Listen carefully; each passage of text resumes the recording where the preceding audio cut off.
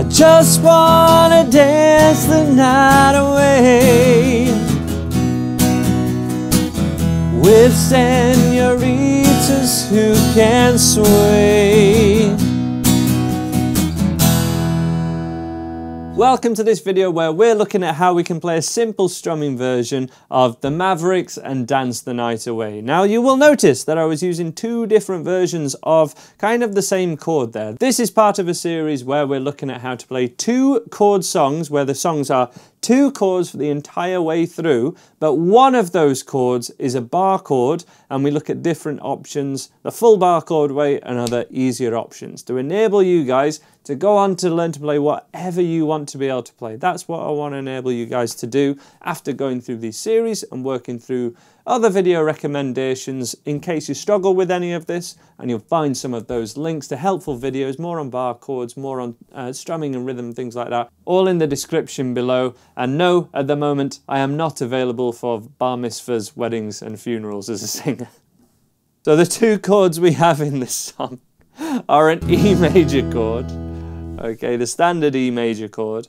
And one way we can play the B chord is by a B7 like this. I have my thumb over the top because we do not want this thickest string to sound, but that's the easiest way to do it. And any time that typically in a strumming song, so acoustic guitar strumming beginner style song, that we have a B chord written like this, often the B7 chord is totally fine. Examples include as part of a 12-bar blues, you know, rather than playing E, A and B, we can have E, A and B7.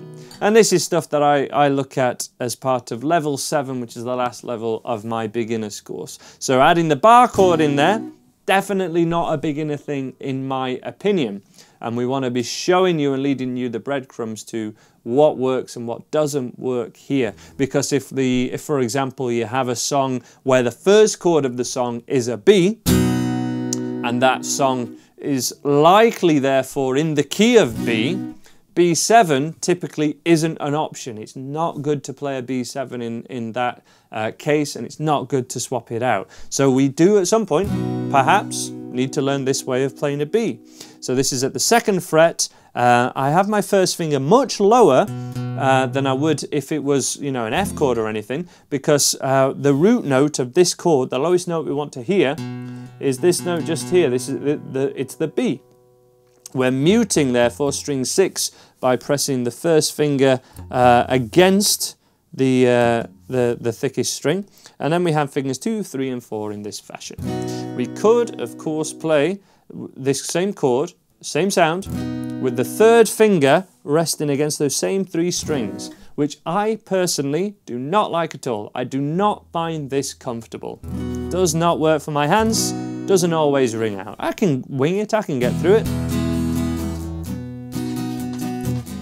but I don't have that strength in my hand where that works for me. This works better. For about 20 to 25% of people, this way of doing it is much better and a much safer option, and just sounds better and is easier. All depends on type of hands and length of fingers and all that kind of thing. That's totally cool. I also need to make you aware that that same B chord can also be played here, which is at the 7th fret. I know I don't have my inlays on at this time, but we have these dots here, 1, 2, 3, and it's that 3rd dot, so it's the 7th fret where my first finger is, and that is also a B chord. Now, of course, if you have a 2-chord song, you're changing a lot, and we're going, just wanna dance the night away. That doesn't sound like a good idea to me. That's a long way to change for a 4-minute song or something. So easiest option, absolutely, E to B7. That's the easiest option. But E to this way of playing a B is something to work towards by drilling the change on its own first of all, and by continuing to get more used to the techniques required to play bar chords. One idea that I would also like to share with you, again, this is a 2-chord song, many different ways to play these chords, okay? Could play them all as bar chords if we wanted. But one thing that could open doors for some people is at least being aware of the one finger E chord. Especially, perhaps the gents out there, perhaps who have larger fingers, what I've known some people called sausage fingers. This can be a really easy option for you guys, and the kind of fitting your fingers, you know, bigger hands into these small frets can suddenly be a lot easier if you're aware of the one finger E chord, where what we're doing is pressing down at the second fret, strings 5 and 4, muting string 3, making sure the thinnest 2 ring out, and we have what is essentially kind of an E power chord. We usually play this in like kind of AC/DC rock type stuff. But if, for this example, for example,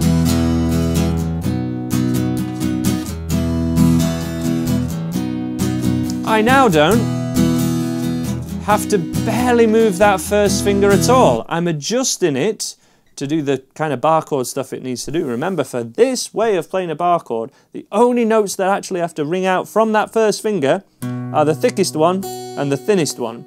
So therefore, my first finger is not flat, it is arched, it is bent like this, it is curled, and it's making sure it catches this string and this string, but the ones in between actually do not ring out, and they don't have to. So it's a harder chord, yes, but we have these options. Now, of course, we're actually, this whole lesson is through the vehicle of Mavericks' Dance the Night Away, but what I want you to be able to do is know how to play a B chord after this and actually use it in a song.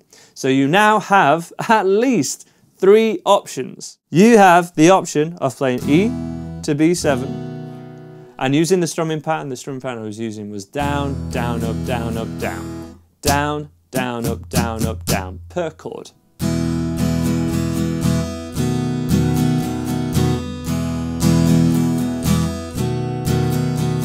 You have the option to do the normal E to B, like this.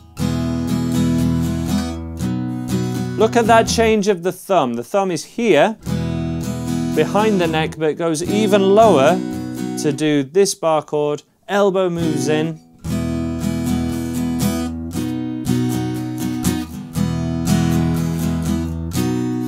That's the sort of stuff we're working through, okay? Again, with that B chord is also here, but this is kind of crazy, but we could, to make it easier, use fingers 2, 3, and 4, and then just slide like this. So much content in this fairly beginner-friendly 2-chord song. There's so much to know, and that's the whole idea of this series, guys. That's exactly why I'm doing it.